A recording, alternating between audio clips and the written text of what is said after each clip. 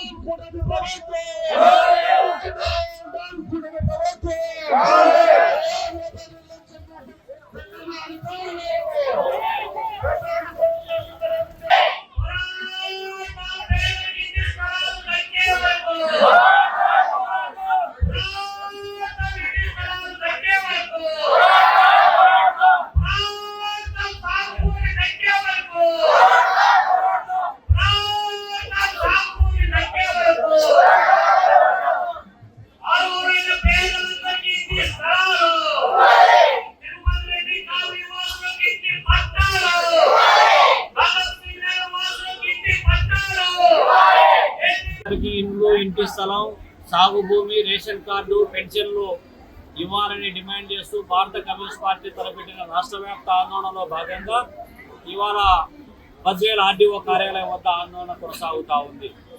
దశాబ్దాల తరబడి పేదలు 2 సెంట్ల ఇంటి స్థలం కోసం అధికారుల చుట్టూ, అధికార పార్టీ నేతల చుట్టూ తిరుగుతూ ఉన్నారు. కానీ పేదవాడికి 2 సెంట్ల జాగా ఇవ్వడానికి నిరాకరిస్తున్నటువంటి అధికారులు, అధికార పార్టీ నేతలు.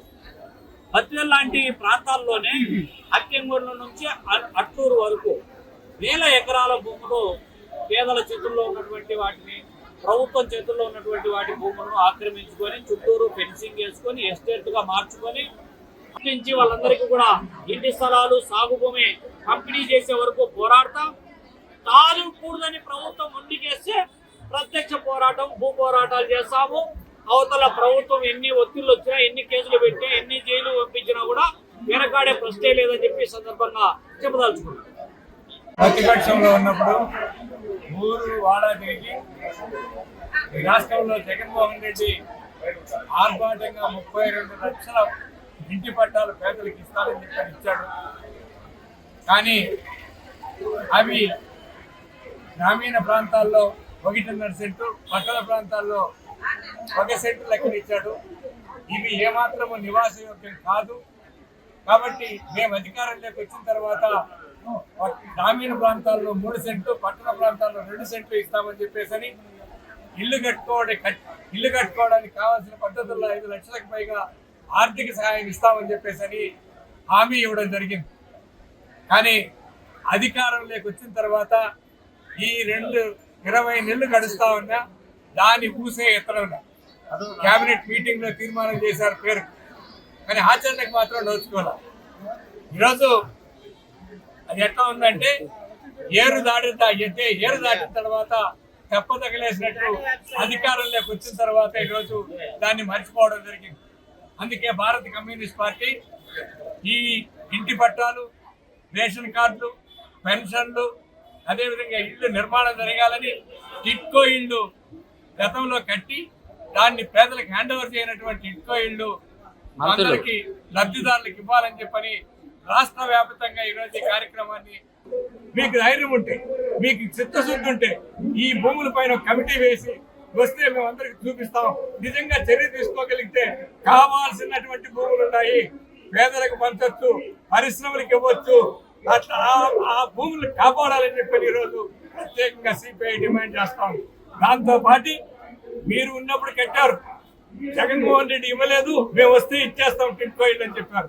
లక్షల రూపాయలు కలెక్ట్ చేస్తారు పేదల నుంచి. కానీ మీరు వచ్చిన 20 నెలల్లో కూడా ఈరోజు ఆ టిట్కో ఇల్లు ఇంతవరకు హ్యాండ్ ఓవర్ చేయలేదు. వాటికి ఇవ్వాల్సిన పేమెంట్స్ ఇవ్వడం లేదు. మీరు అదనంగా ఈరోజు ఆ లక్ష్మీ బిట్టల వారికో అదానీకో అంబానీకో భూములు కట్టబెట్టి వాళ్ళ వైపు చూస్తున్నారు తప్ప పేదలకు ఉపయోగపడేటటువంటి ఇల్లు కట్టినటువంటి వాళ్ళకి చిన్న చిన్న పేమెంట్స్ కూడా చేయకుండా ఆ ఇల్లు మళ్ళీ పాడిపోయేటటువంటి పరిస్థితి ఉంది. వెంటనే మీరు ఈ టిట్కో ఇల్లుని స్వాధీనం చేయాలని, పేదలకు స్వాధీనం చేయాలని డిమాండ్ చేస్తున్నాం. అదేవిధంగా ఈ రాష్ట్రంలో ఉన్నటువంటి మీరు ఇష్టం వచ్చినట్టు ఇచ్చారు, జగన్మోహన్ రెడ్డి ఇష్టం వచ్చి ఇచ్చాడు, గతంలో ఇష్టం వచ్చినట్టు రేషన్ కార్డులు ఇచ్చారు. ఈ రోజు అర్హులైనటువంటి వాళ్ళు చిన్న చిన్న మార్పులు చేయడానికి, కుటుంబాలు విడిపోతే కొత్తగా పెళ్ళైనటువంటి వారికి రేషన్ కార్డులు ఇవ్వకుండా దాన్ని బ్యాన్ చేశారు. అక్కడే కంట్రోల్ చేసి మీ కంట్రోల్లో పెట్టుకున్నారు, సెంట్రల్ కంట్రోల్ చేస్తున్నారు. కానీ సర్వే చేసి అర్హులైనటువంటి వాళ్ళందరికీ రేషన్ కార్డులు, కొత్తగా అర్హులైనటువంటి వారికి పెన్షన్ ఇవ్వాలని చెప్పని, ఇచ్చేటివి సకాలంలో ఇవ్వాలని, అందరికీ ఈ పెన్షన్లు ఇవ్వాలని చెప్పని ఈ డిమాండ్తో రాష్ట్ర వ్యాప్తంగా ఈ ఉద్యమాన్ని నిర్వహిస్తున్నాం. ఇప్పటికైనా వీటిపైన ప్రభుత్వం తగు చర్యలు తీసుకోవాలా, లేకపోతే భవిష్యత్తులో దశల వారీగా పేదలను లబ్ధిదారులను సమీకరించి పెద్ద ఎత్తున ఈ ఉద్యమానికి శ్రీకారం చుడతాం. ఇంటి ఏదైతే ఈ టిట్కో ఇల్లు